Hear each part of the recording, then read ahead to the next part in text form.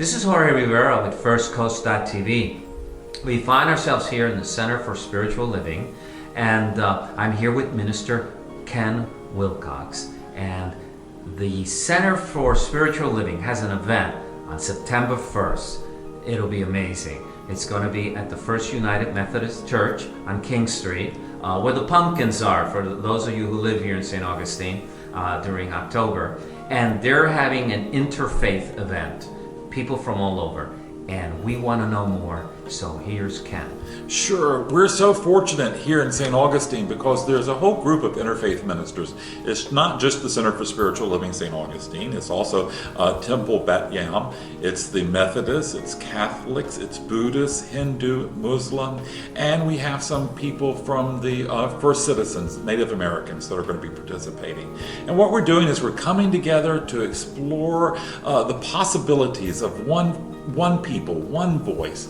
You know, we realize that our community over 450 years, yes, we've had some turmoil, we've had some really bad experiences, but how can we come together as a community and to view ourselves as the beloved of creation and to hold for each other a higher concept of living together in peace and knowing the very best for each other. So this service on September 1st at 6:30 is about coming together and sharing our religious traditions and knowing a better idea for each other. Mm-hmm. And this is a Tuesday? It's Tuesday at 6:30 at First United Methodist. And the ceremony or the event itself is about an hour long. About an hour long. Afterwards we will have a hospitality, and it's going to be just a great event. We're going to be sharing prayers, readings, and there will be some youth participation. We'll have Native Americans, and it really will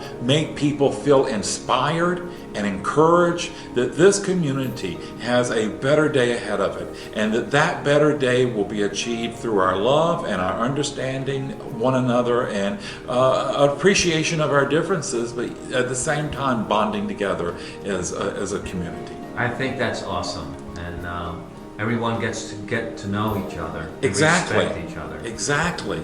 It's going to be an amazing time, because when we really do reach out and understand one another, we realize that there's not a lot that separates each other. We may talk a little bit differently, we may have different traditions, but at the end of the day, a lot of what we're saying is very similar, and if we can join together in what is similar, then we can overcome anything that has separated us in the past, and we can really heal a lot of wounds and hurts.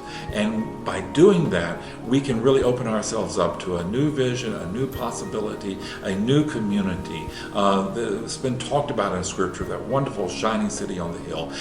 450 years ago, people came here and they had an idea of what this community can be.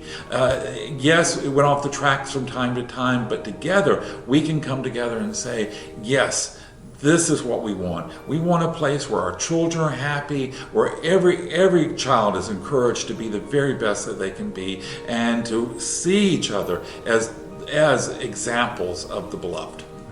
I thank you very much, and we'll look forward for this event September 1st at 6:30. First United Methodist. First United Methodist. On King Street. Thank you. Many blessings.